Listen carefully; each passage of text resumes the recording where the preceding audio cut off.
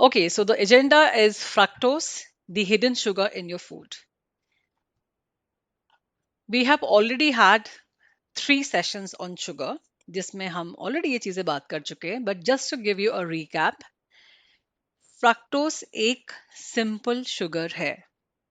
Fructose और glucose को मिला के हमारी चीनी जिसको हम लोग यूज करते हैं अपने किचन में वो बनती है, राइट?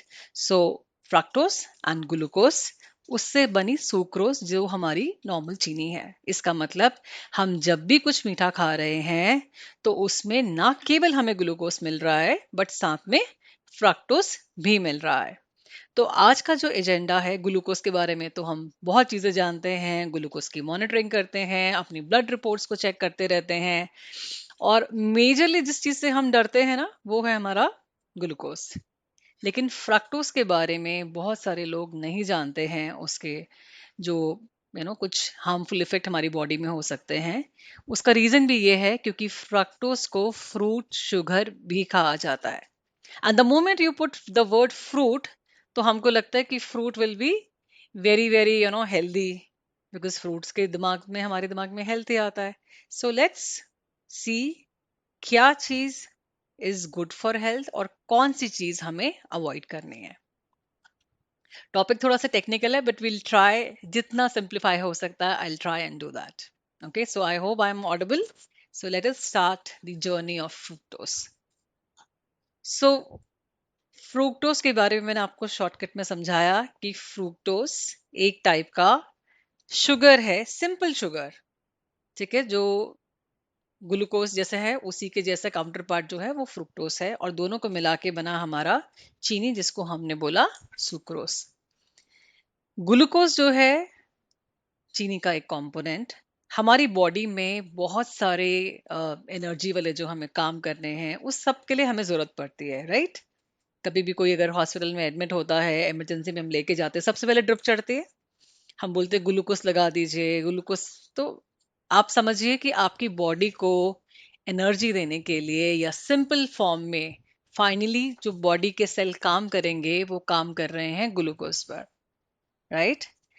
तो फ्रक्टोज के साथ क्या होता है, आपने जो चीनी खाई उसमें एक कंपोनेंट तो फ्रक्टोज भी था, और फ्रक्टोज को फ्रूट शुगर भी कहते हैं. तो मतलब जो हम फ्रूट्स खा रहे हैं उसमें भी फ्रक्टोज है. तो जो फ्रक्टोज है ये हमारी बॉडी में नॉर्मली डाइजेस्ट नहीं होता. इसको एक स्पेशल रास्ता चाहिए होता है जो जाता है लिवर के थ्रू, और लिवर में पहुंचने के बाद वो जो फ्रक्टोज है वो कन्वर्ट होता है मेजरली इन ग्लूकोज, जो कि फिर जैसे जैसे बॉडी को जरूरत होगी वहां यूज होगा. ग्लाइकोजन जो आप एक स्टोर्ड फॉर्म ऑफ ग्लूकोज कह सकते हो, तो ये भी थोड़ा लेटर यूज, जब बॉडी को एनर्जी चाहिए नहीं है उसके पास, तो ये जो ग्लूकोज का स्टोर है जिसको हम ग्लाइकोजन बोलते हैं, चेन ऑफ ग्लूकोज, उसको यूज करता है. और उसके अलावा और भी एनर्जी सोर्स होते हैं हमारी बॉडी में जिसको हम लैक्टेट बोलते हैं या फैटी एसिड्स बोलते हैं, जिसके कन्वर्जन से भी हमें एनर्जी मिल रही है, राइट? तो इवेंचुअली फ्रक्टोज का काम यही है कि उसने भी बॉडी को एनर्जी देनी है. ये स्लाइड थोड़ी भारी है, इस स्लाइड में हम लोग डिस्कस करते हैं. सो आप ये समझिए कि जितना हमें काम करना है हमें उसके लिए उतनी कैलोरीज चाहिए, ठीक है? तो हमने खाना खाया, जितना आपको चाहिए बॉडी ने यूटिलाइज किया, और वो जो एक्सेस है वो बॉडी ने संभाल के रख लिया कि बच गया है ना, तो चलो रख देते हैं, बाद में यूज करेंगे. लेकिन बॉडी में वो जो हमने रख दिया है एक तरह से, ग्लाइकोजन समझ सकते हैं कि ग्लूकोज जो है जुड़ के एक नए फॉर्म में आपके पास पड़ा हुआ है जिसको जब जरूरत पड़ेगी आप यूज कर लेंगे. लेकिन हमेशा ऐसा नहीं होता, क्योंकि कई बार हम ऐसी जगह पे सामान रख के भूल जाते हैं, या सामान आपने रख दिया उसको हम यूज नहीं कर पाते. आपको अगर ध्यान होगा हमने पहले वाले सेशन में, जो उसका प्रीवियस सेशन था, हमने उसमें डिस्कस किया था कि एग्जाम्पल लिया था हमने कार का, कि सोचिए आपकी व्हीकल को, आपकी गाड़ी को अगर फ्यूल में पेट्रोल की जरूरत है, पेट्रोल की एक जगह है जहां पे वो पेट्रोल डाला जाएगा, वो इंजन तक पहुंचना चाहिए, तब वो इंजन उस पर काम करेगा. पर अगर आप ये सोचे कि रास्ता लंबा है और थोड़ा सा पेट्रोल क्यों ना हम किसी कंटेनर में रख के उसको डिक्की में रख दें, सो ऑल्दो आपके पास पेट्रोल है, पर क्योंकि वो सही जगह पे नहीं है तो गाड़ी तो हमारी चलेगी नहीं। आपको फिर लगा कि भई अब गाड़ी जो है पेट्रोल खत्म हो रहा है, आप फिर किसी फ्यूलिंग स्टेशन पे पहुंचे, आपने और पेट्रोल भरवाया, थोड़ा भरवाया तो उससे गाड़ी चली और थोड़ा आपने 2 बॉटल में और भर के रख लिया। तो ये जो हम बॉटल पे बॉटल भर के अपने पास फ्यूल रख रहे हैं, क्योंकि वो सही चैनल में नहीं है, सही जगह पे नहीं है, तो वो गाड़ी में यूटिलाइज़ नहीं हो सकता, अनलॉक नहीं हो सकता। ऐसे ही बॉडी में आप समझिए फ्रक्टोज़ का रोल भी है। तो फिर क्या होता है कि आपने ग्लूकोज तो यूज कर लिया, जो फ्रक्टोज है वो पहुंचा लिवर भाई साहब के पास, लिवर ने उसका बनाया ग्लूकोज, लेकिन ग्लूकोज तो हम खा भी रहे हैं क्योंकि खाना तो चालू है। तो जब हम खाना खाते जा रहे हैं, ये जो लिवर के थ्रू फ्रक्टोज को आगे यूटिलाइज होना है वो नहीं हो पाता, और जब भी नहीं हो पाता तो बॉडी उसको फैट में कन्वर्ट कर देती है। तो जो बेली फैट होता है स्पेशली, आप ये समझिए, ये जो एक्स्ट्रा शुगर हमारे सिस्टम में घूम रही है ये वहां से आ रहा है। ये बहुत ही इंपॉर्टेंट पॉइंट है फ्रक्टोज को लेके, क्योंकि अगर ये यूज नहीं हुई, ये बॉडी में extra fat, obesity, type 2 disease, lifestyle disorder, insulin resistance, ये सारी चीजों की जो जड़ है वो कहीं ना कहीं ये एक्स्ट्रा चीनी है। आप सोचेंगे ये चीनी अचानक से कहाँ आ गई, और फ्रक्टोज तो फ्रूट शुगर है, तो हम जो फल खा रहे हैं उससे जो फ्रक्टोज आ रही है उसका क्या हो रहा है, या जो चीनी के साथ फ्रक्टोज खा रहे हैं उसका क्या हो रहा है, और जो मैंने आपको वो वीडियो दिखाया हाई फ्रक्टोज कॉर्न सिरप, वो क्या चीज है। तो आइए थोड़ा सा उसके बारे में और डिटेल में जानते हैं। जो फ्रक्टोज का लेवल है, जो हमारी बॉडी में फैट जमा हो रहा है, वो काफी बार ऑर्गन्स के आसपास जमा होता है। और जो कोलेस्ट्रॉल लेवल जिसको हम बढ़ने की बात करते हैं, और काफी लोग को लगता है ना, अगर डाइट में मैंने एक्स्ट्रा 2 चम्मच घी खाया, वो घी जाके मेरी बॉडी में इधर उधर जम गया, तो बहुत सारे लोग फैट तो कम कर देते हैं। इनफैक्ट बहुत फैशन चला था फैट फ्री स्नैक्स का, लेकिन किसी चीज को स्वादिष्ट बनाने के लिए, to make it more tasty, food manufacturers will have to do something, तभी तो कोई खाएगा उसको। तो या तो उसमें नमक बढ़ जाता है या उसमें चीनी बढ़ जाती है, और दोनों ही चीजें पोटेंशियली आगे हमें दिक्कत करती है। तो अगर वो शुगर बढ़ गया, तो आप ये समझिए जो बॉडी में एक्स्ट्रा एनर्जी आई है शुगर के फॉर्म में, वो भी इवेंचुअली जाके फैट एक्यूमुलेशन जो है उसका कारण बन रही है। it is possible you may not take extra fat in your diet, people go for zero fat diet also, लेकिन फिर भी ये फैट कहाँ से आ रहा है, कैसे ये कोलेस्ट्रॉल लेवल बढ़ रहा है, वो बढ़ रहा है ऐसी चीजों से जो हमें दिखती नहीं है। अभी थोड़ी देर में हम ये भी डिस्कस करेंगे कि ये छुपा हुआ फ्रक्टोज हमारे खाने में आता कहाँ से है। और इस फ्रक्टोज से क्या दिक्कत होती है, यूरिक एसिड। जैसे ही किसी को यूरिक एसिड की दिक्कत होती है, गठिया भी जिसको बोलते हैं, काफी, जब अगर यूरिक एसिड हाई हो जाता है तो आपके जॉइंट्स जो हैं इतना पेनफुल हो जाते हैं, लोग चल नहीं पाते हैं, बहुत पेन होता है। एंड विंटर्स के टाइम में और ज्यादा प्रॉब्लम हो जाती है, हाई ब्लड प्रेशर का इश्यू हो जाता है। तो ये सारी चीजें भी हैं, ये भी फ्रक्टोज की वजह से होती है। फ्रक्टोज जो है वो यूरिक एसिड के लेवल्स को बढ़ा देता है। मेजरली हमारा जो ध्यान है वो कहाँ जाता है, ध्यान जाता है प्रोटीन के ऊपर। हम बोलते हैं डाइट में सबसे पहले प्रोटीन कम कर दो, यूरिक एसिड है, ओहो, you must reduce on the protein. हम लोग इतना प्रोटीन खाते ही नहीं है कि हम उसमें से कितना कम करें। So what people do, you are supposed to reduce on the stress also, you are supposed to reduce on the alcohol also, और बहुत सारी चीजें कम करनी होती हैं, पर उन सब चीजों का तो चस्का लगा होता है। तो सबसे पहले जो चीजें हमें टेस्टी नहीं लगती हम उसको हटा देते हैं। I have seen lot of people जिनके यहाँ नॉनवेज डाइट काफी चलती है कि भाई नॉनवेज तो मैं नहीं छोड़ सकता, अच्छा चलो दालें छोड़ देते हैं, ठीक है, दाल वाला चीज से प्रोटीन हटा दो, पनीर छोड़ दो, वो हमें नहीं खाना है। अल्कोहल, अरे यार वो तो छूटती नहीं है, वो सब भी चल रहा है। अनहेल्दी लाइफस्टाइल भी चल रहा है, क्योंकि फ्रक्टोज को सिस्टम में अगर यूटिलाइज करना है, वो जो गाड़ी में डिक्की में पेट्रोल भर के रखा है, अगर वो सिस्टम में जाएगा, गाड़ी चलेगी तो यूज होगा। पर सेडेंट्री लाइफस्टाइल है, हाई स्ट्रेस लेवल है, और ये इतना सब कुछ एक्स्ट्रा है, तो इन चीजों से भी यूरिक एसिड बढ़ता है। So you have to really watch out for fructose. ये सिर्फ शुगर ही नहीं है, शुगर के फॉर्म में नहीं दिखता, ये हमारी बॉडी में अगर आप देखें ये बहुत सारे अलग अलग डिजीजेस के फॉर्म में हमें दिखता है। कई बार ये प्रॉब्लम इतनी हो जाती है कि इट लीड्स टू, जो हम बोलते हैं ना, फैटी लिवर डिजीज। और बहुत सारे लोग सोचते हैं कि if you are on a ketogenic diet, जो लोग बहुत हाई प्रोटीन डाइट लेते हैं, high protein and high fat diet actually. So ketogenic diet actually कुछ नहीं होता। कीटोजेनेसिस एक प्रोसेस होता है जिसमें हमारी बॉडी फैट को यूज करके एनर्जी प्रोड्यूस करती है। वो अपने आप में एक बहुत साइंटिफिक सिस्टम है, पर हम उसको जाके वहां से जोड़ देते हैं कि अगर आपने कीटो किया तो फैटी लिवर होगा, विदाउट रियलाइजिंग कि अगर आप कीटो नहीं भी करें और आपकी डाइट में ये जो छुप छुप के चीनी आ रही है, और स्पेशली वो फ्रक्टोज वाली चीनी, ये भी फैटी लिवर कर सकती है। और फैटी लिवर ऐसी खतरनाक चीज है कि जो ना केवल, जो हम बोलते हैं ना, लिवर फेलियर हो गया या किडनी का जो फेलियर है, ये उन सब का भी अंडरलाइन एक बेस तैयार करता है। So everything, see, it can, if you don't keep a check, it can be so dangerous. Insulin resistance पे मैंने पिछले सेशंस में वैसे भी काफ़ी बात की थी, तो आपको शायद वो ध्यान हो।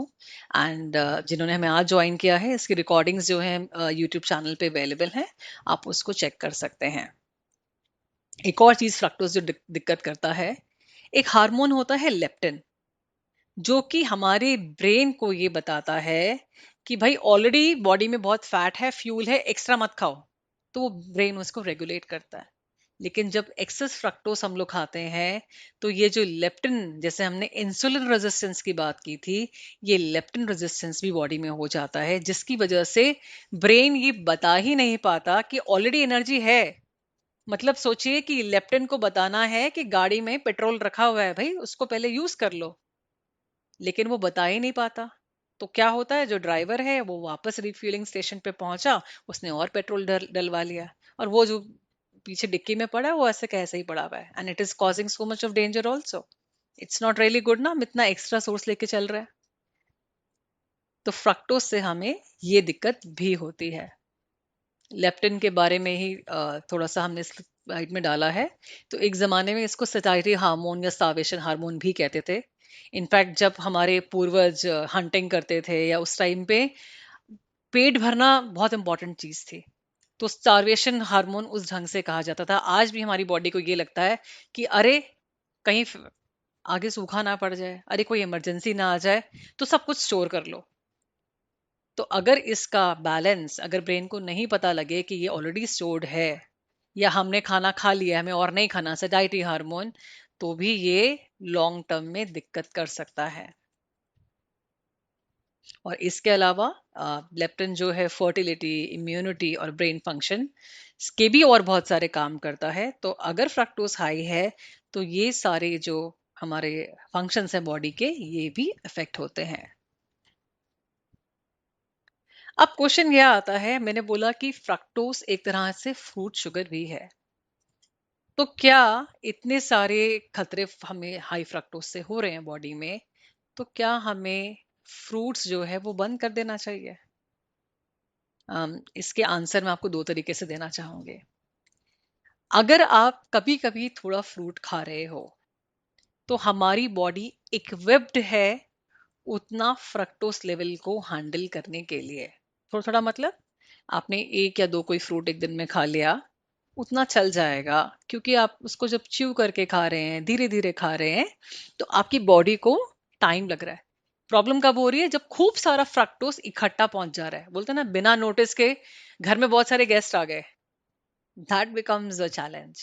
हाँ, अगर आपने कोई पार्टी थ्रो की है, या आप लोग इनको इनवाइट कर रहे हो, then it is not that challenging. तो ऐसी ही बॉडी में अगर इकट्ठा बहुत सारा फ्रक्टोज आ रहा है बिना नोटिस के, बॉडी उसके लिए प्रिपेयर्ड नहीं है, then it is a problem.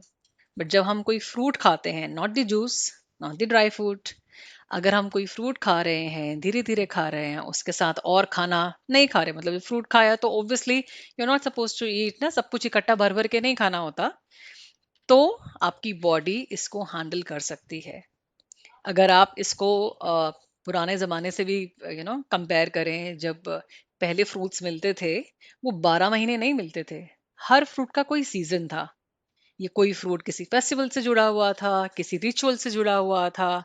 आप अगर भगवान को भोग भी लगाएंगे तो प्रसाद थोड़ा थोड़ा देते थे ना, ऐसा नहीं बोलते थे कि आज अभी 5 दिन तक फ्रूट डाइट पे ही रहेंगे, I am on a detox.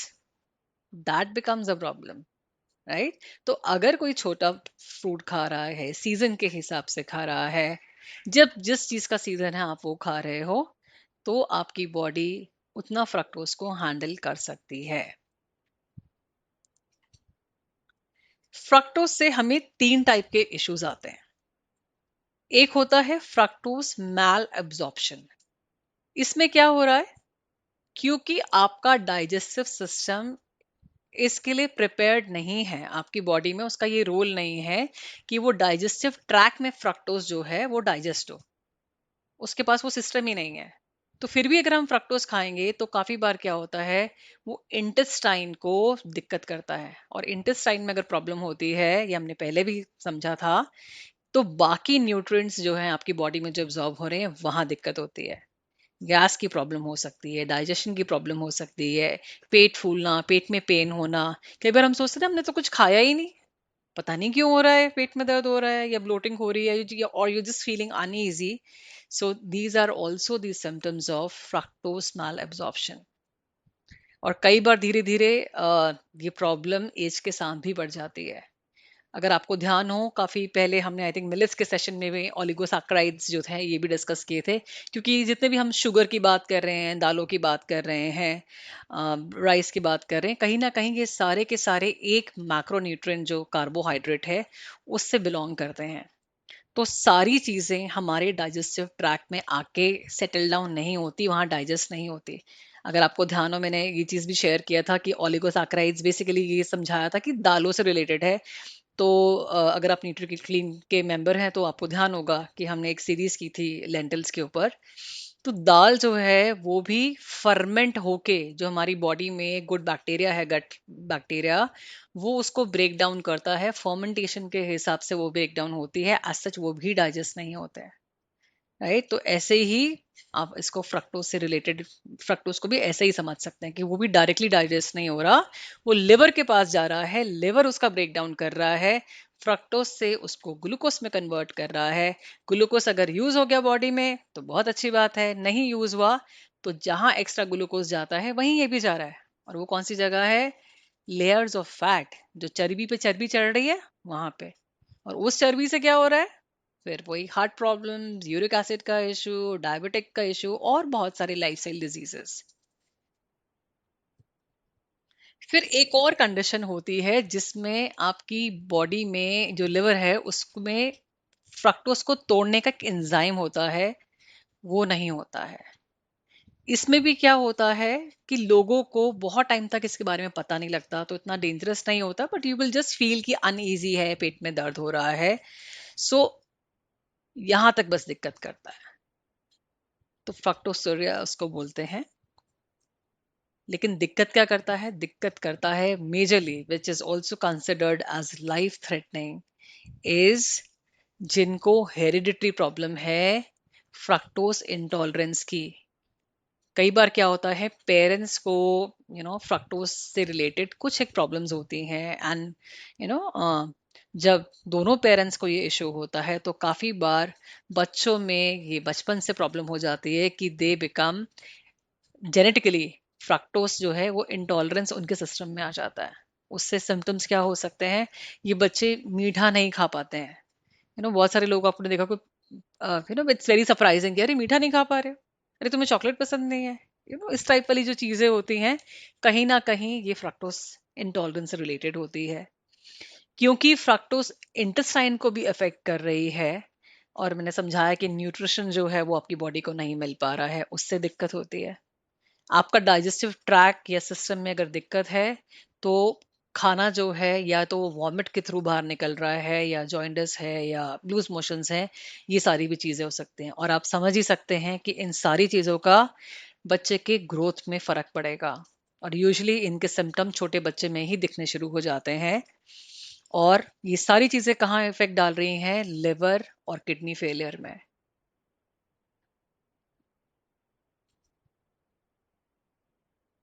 Just give me a minute.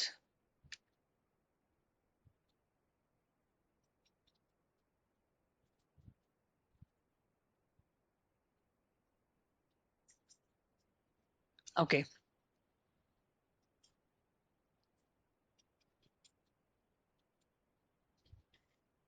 तो जैसा हमने डिस्कस किया, एंशियंट टाइम्स में फ्रक्टोज जो था ना, वो हमें कभी कभी मिलता था।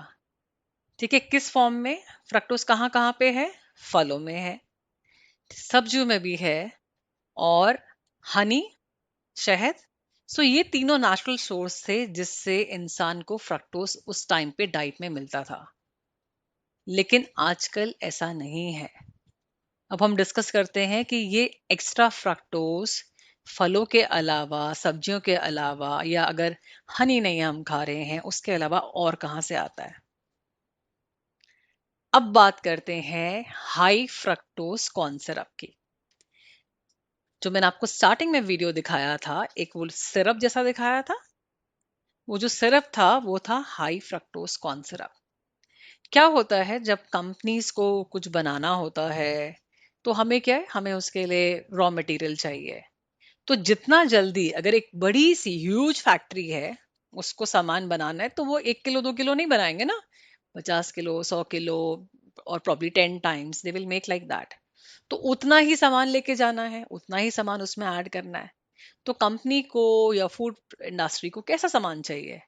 जो आप आसानी से ट्रांसपोर्ट कर सके हो, जो सामान सस्ता हो, कॉस्ट इफेक्टिव हो, और जब आप कोई प्रोडक्ट बना के जितना उसका शेल्फ लाइफ एक्सटेंड कर सको ना मार्केट में, उतना प्रॉफिट है, बार बार बनाने की जरूरत नहीं है।